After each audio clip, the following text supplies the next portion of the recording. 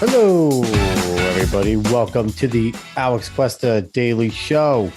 Happy Friday on this Friday, March 25th of 2022. I hope everybody had a good week out there, and we are here to round it out. Before we get into anything fun, like, share, follow, subscribe, rate 5 stars on Spotify and iTunes. Spread this word of mouth if you like the show, and find us on social media at the Alex Cuesta Show. Anywhere you can find it, just go search it.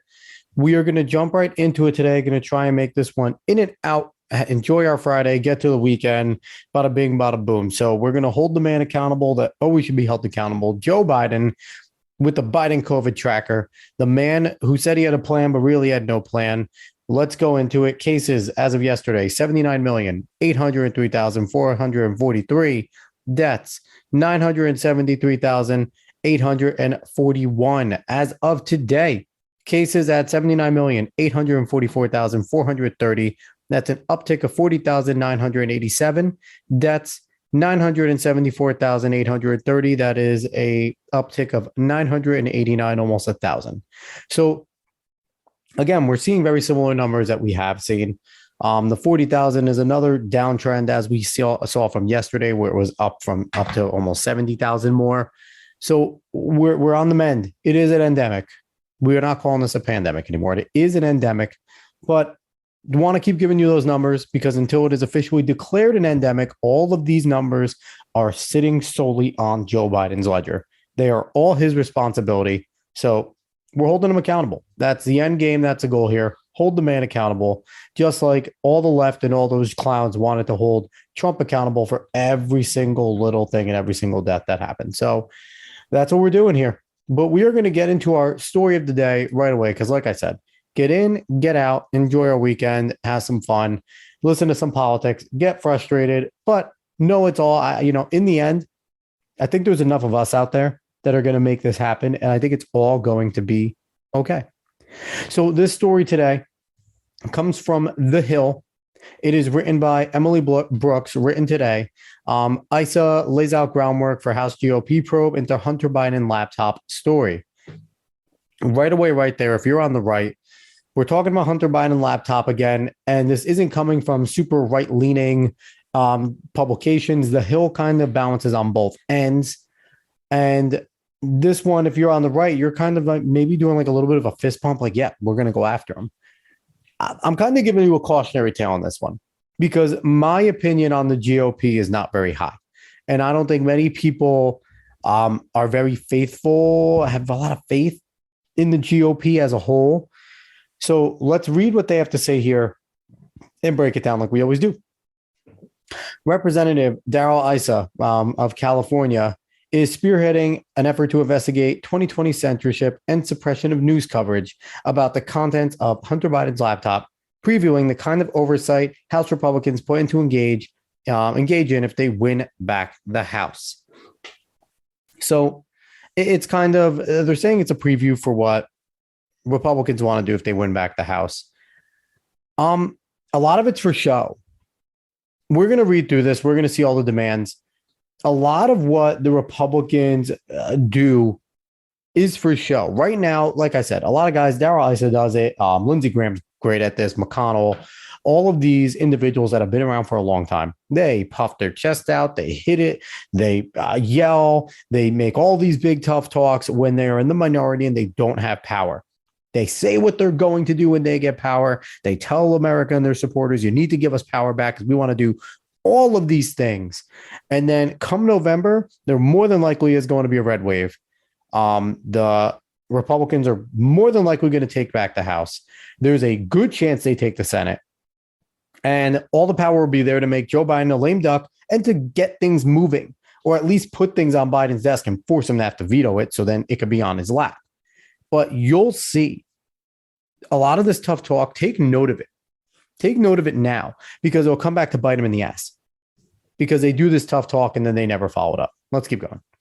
Issa on Wednesday sent record and document preservation requests to several tech company executives, former intelligence officials, and top White House aides relating to the initial story in the New York Post about the laptop contents belonging to President Biden's son.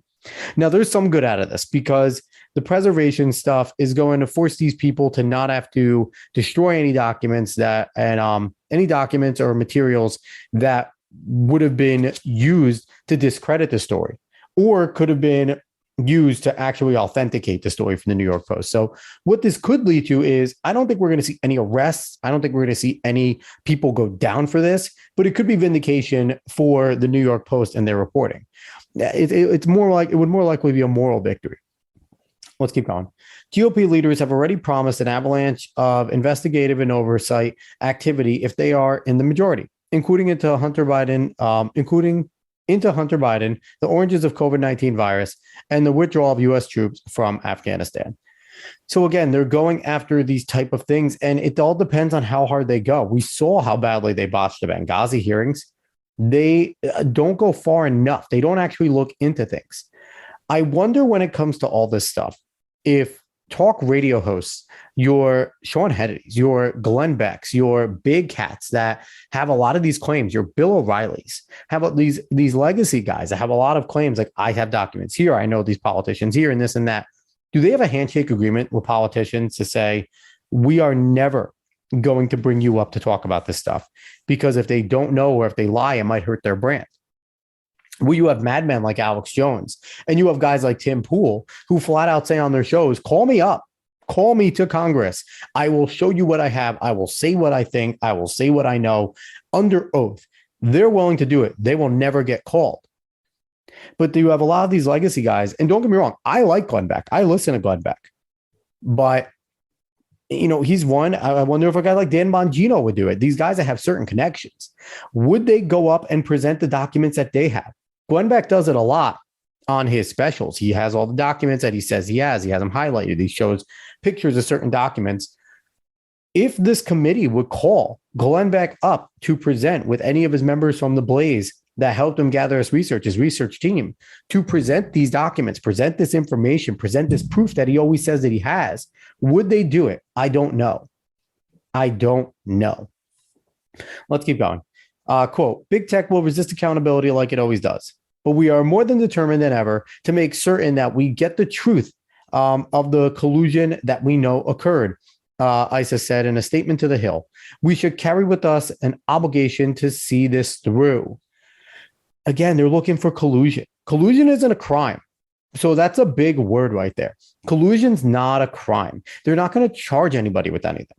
They don't plan to. All they plan on doing is going, you guys did a really, really, really bad thing.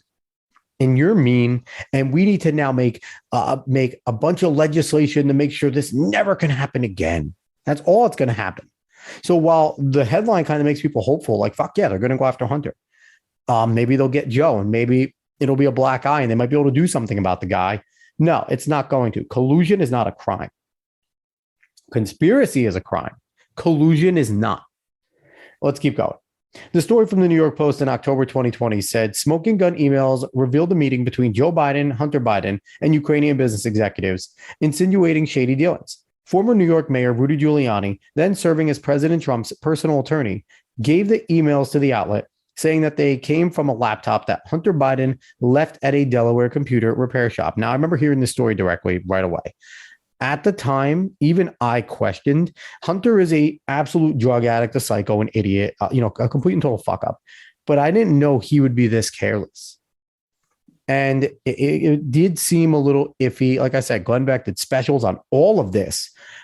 Peter Schweitzer wrote books, Secret Empires, about this type of stuff. It's documented that the certain things that were claimed to be in this laptop have been proven to, at least, if not be true, be very believable. So we'll see what Congress can do, but I have no faith in Congress. I have no faith in the GOP. Let's keep going here. Other outlets, including the New York Times, have since authenticated portions of the laptop contents. But at the time, there were widespread concerns about the authenticity of the contents and how they were obtained, with some worrying that the materials were hacked. It says was, that's a typo, were hacked. So I talked about this a little either yesterday or the day before. New York Times authenticated portions of the laptop. That doesn't mean everything that was claimed is true. So that needs to be taken with tempered excitement there. It doesn't mean it's all true. So they authenticated parts that they were going to make their story believable, was going to push whatever narrative they wanted to. That doesn't automatically assume that, give the assumption of truth to everything that was said. And, with some worrying that the materials were hacked. Oh my God, hacking. Oh my God. So upsetting. Twitter blocked users from sharing a link to the New York Post story for a little over 2 weeks in October 2020 at the height of the presidential race, citing violations of its policy about hacked material. Facebook did not block the link, but said that it reduced the story's distribution on the platform. So right there, that's insanity that Twitter and Facebook are using this type of power. I know a lot of people are like, they need to fight misinformation. No, they fucking don't. No, they don't. Don't be stupid. If you believe certain things that are bullshit, that's on you for being a moron. If you don't like seeing it because it hurts your eyes, then scroll faster or stop following the person that shares it. I don't know what to tell you, but Twitter and Facebook are a problem with doing this. Now, the issue is they welcome regulations because these regulations that they could step around, that they're essentially going to help create in the future, they will learn how to step around them because they'll help create them and it'll only hurt competitors.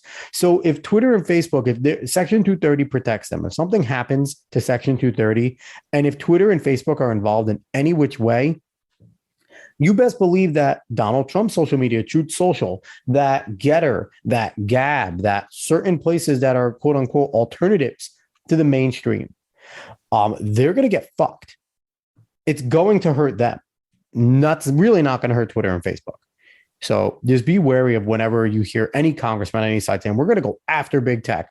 Doesn't usually work well. The moves enraged Trump supporters who argued that the company suppressed negative information about President Biden in order to protect his candidacy. That is true.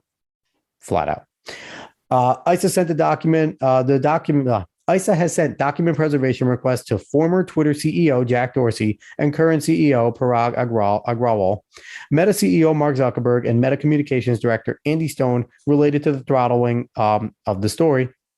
Quote, material investigation is essential for Congress to conduct a comprehensive fact-finding investigation into actions by technology companies, media organization, and political allies to suppress information and prevent public awareness of matters involving the Biden family, Issa wrote in the preservation letters shared with The Hill. Now, here's another issue. A House committee can go through all this, can find a bunch of shit. They can't charge anybody with a damn thing. All they could do is present certain things to the DOJ that's saying this is chargeable, this is chargeable. We believe that these charges should be brought up or investigated by a DOJ further to bring up charges. It's Joe Biden's DOJ. These are going nowhere. All it could be is a black eye for Biden. And you know for a fact that the leftist media is going to report that all of this is a phishing mission. All of this is a witch hunt. They're not going to give this credence. They're just going to say that Republicans have power and all they're trying to do is stall and not get things done and they're hurting Americans. That is going to happen. Things that they never said when they were doing bullshit impeachments against Trump, but it will be said when the Republicans have power and do this. And remember, it is a Biden DOJ. They're not going to do shit unless they quite literally find out some ridiculous stuff that Joe Biden killed somebody in cold blood and they can prove it. Outside of that, and even maybe with that, it's not going anywhere. This is just a way for Republicans to puff their chest out and say, we tried, guys. Vote for us again because we'll try harder next time. Issa also sent document preservation requests to several of the more than 50 former intelligence officials who signed an open letter stating that they were suspicious of Russian involvement related to the disclosure of the emails, writing that the disclosure of the information, quote, has all the classic earmarks of a Russian information operation, end quote. Recipients of Issa's letters include former CIA directors Michael Hayden, John Brennan, and Leon Panetta, former CIA Deputy Chief of Staff Nick Shapiro, and former Director of National Intelligence James Clapper. Now, we've seen Brennan and Clapper all over MSNBC, CNN, and the likes, and even Panetta. They are so in the bag for the left. It is insanity. And we've seen these people not give a fuck about preserving documents. Hillary Clinton got away with destroying a total email server when she was told not to. You think they are going to allow any incriminating evidence against any of them or any of the people that they want to protect? Yeah, out your mind. Darrell Issa's document preservation requests are absolutely nothing to these people. They think they're above the government. They think that they're better than you and me. And they think that there's no consequences for the shit that they do. And normally there isn't, so they're not wrong. Keep going.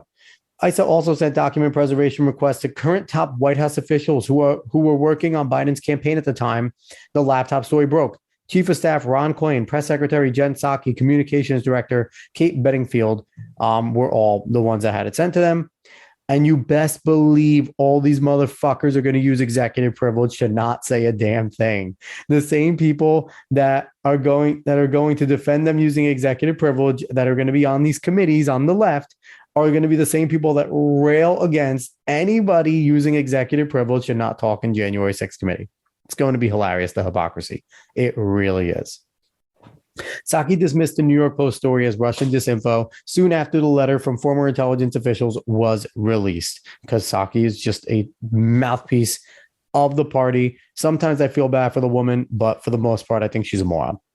Republicans are aiming to take on big tech companies in ways going beyond the Hunter Biden laptop story if they win the House majority in this year's midterm elections. Addressing perceived censorship of conservatives is a top concern, and antitrust actions are also being discussed. Again, how are they going to do this? What is going to be in place? Are they going to force these companies to hire people that are on the right? Because the issue comes is that at most, if not 99% of these companies are far left, not even on the left, far left. And the people they hire are far left. So when they're doing these fact checks, when they're taking this stuff off, they don't see anything wrong. They really think they're helping. So what are you going to do? What are you actually going to do? How are you going to tell Facebook and Twitter to stop doing this? Because they don't think they're doing anything wrong. They think they're legitimately taking off basically what is a virus to them. So what are you going to do? Force them to hire conservative people? Force them to put people on the right on their boards? I mean, I wouldn't be for that. That's government overreach. So how is there a way for government to solve this? I don't know. Taking away Section 230 starts, because they won't be protected anymore. They'd have to be considered publishers, and it would be easier to sue them if they don't have 230 protection. It's really all it is. I mean, if you take away or modify Section 230, then they will have less ability to just say, hey, we're only a platform. We can't be held responsible for what's written or done on here. You take that away, now it's a little bit of a different ballgame, but there is going to be no way that they're going to take away 230 as it is. I don't think so. Let's go on to the next paragraph. Kind of talks about that. In a press conference at House Republicans' annual policy retreat in Florida this week, Representative Jim Jordan of Ohio promised a complete overhaul change in Section 230, the liability protection that big tech platforms now enjoy. That has to change if you can make editorial decisions, Jordan said. And that ends the article. Now, Jim Jordan's one of the guys who actually will push for this. Whether I agree or disagree with how he wants to go about it, he will push for it. He will actually try. And if you didn't notice, one thing that I want anybody to do, pay attention to who the media hates, who the leftists hate in Congress on the right, for the most part. It's usually the ones that are the most effective. Honestly, it usually is your Jim Jordans, your Biggs, your Marjorie Taylor Greens, your Lauren Boeberts, your Ted Cruz's, your Mike Lee. They don't hate because they can't outsmart the man. Mike Lee's the smartest guy in Congress, bar none. But they hate on a lot of people. If you hear them hating on somebody, then they probably are actually good. Now they like Mitt Romney. Mitt Romney's a fucking idiot. They love Adam Kinzinger right now because Adam Kinzinger needs to change his party. He's on the left. So they have these people that they pick and they choose, and the ones that they find favorable, be wary of because they're most likely rhinos. And last thing I want to say, Marsha Blackburn had a line that's been really publicized where she questioned the SCOTUS nominee, the Supreme Court nominee, Brown Jackson, about if she can define a woman. Brown Jackson, obviously not wanting to be, undressed by the woke, basically refused to make an answer to the name woman, which should disqualify her right there, considering some of our amendments have specifically to do with women's rights, women's rights to vote. It's a big one to me. You can't define a fucking word. You can't make a policy or a decision based off that amendment. But I digress. She answered that way. And of course, people on the left race to make this about race and all this type of shit. And then you have moron frauds like Jimmy Kimmel, who is a moron fraud. That's a good way to describe him.